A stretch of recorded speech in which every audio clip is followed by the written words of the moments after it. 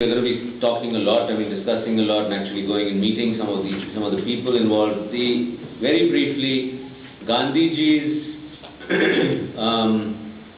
vision was an India that was built bottom up on a foundation of village republics, where every one of our 600,000 villages would, in a sense, the evolution of equality and justice in each village and relative self-reliance of each village would be the primary task, and that India would be built on the foundation of those village republics.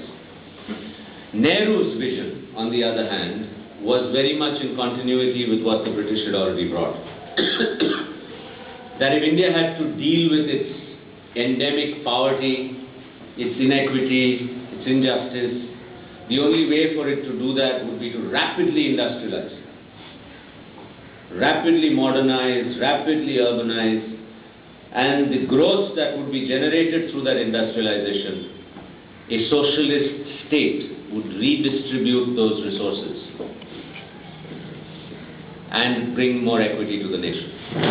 So you had two fundamentally diverging visions that defined the birth of this nation. And both those visions are still prevalent today. And increasingly, as we see the adverse impacts of economic globalization, as we see the adverse impacts of the dominant path of economic development, there has been not just an invocation, but there has been an active revisiting of Gandhian principles. And it's one of the reasons why the program in India is essentially going to be on these sort of four broad strands. We're going to be addressing diversity and the politics of diversity in all its complexity. So it's everything from diversity of cultures, to diversity of production systems, to diversity of knowledge systems, so many of which are still thriving and active. Diversity of medicine systems, diversity in the nature of ownership of these resources, control of these resources, diversity of governance systems, of how communities have evolved their own systems of governance to manage these resources and manage the plurality and diversity sustainably. So that's going to be one main strand in the India program. The second sort of important strand is going to be the coming of the modern nation state and what it did to India. Okay, so here was a organized nation state coming and saying, we need to bring this extremely complex, diverse set of communities together into one nation. We need to rapidly industrialize. We need to create citizenship where being Indian would become the primary identity. And so whether you were a particular tribal community, or you were a particular Hindu sect, or you were a particular belief, you encompassed a particular cultural belief system, the assumption or the belief was, the vision was that you would see yourself primarily as an Indian. Has this succeeded or not?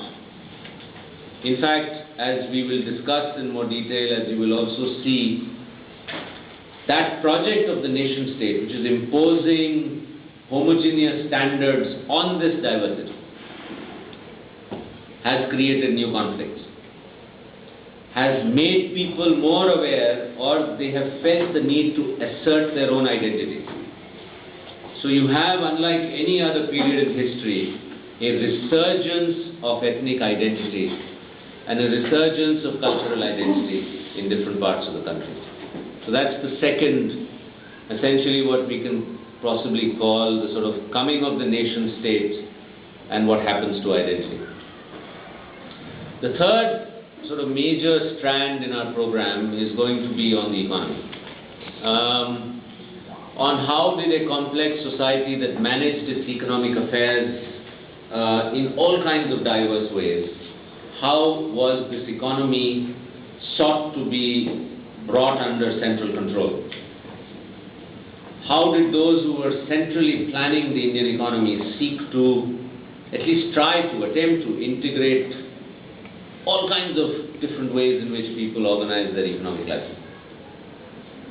And what did economic globalization? We were a very late entrant compared to Africa, compared to many other parts of the world.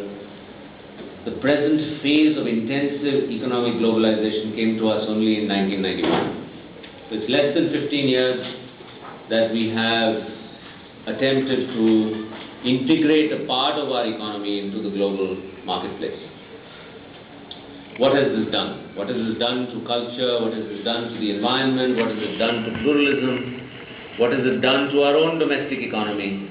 What has it done to those little economies that people had? So that's the third kind of strand. And the fourth is how are Indians responding to these multiple challenges?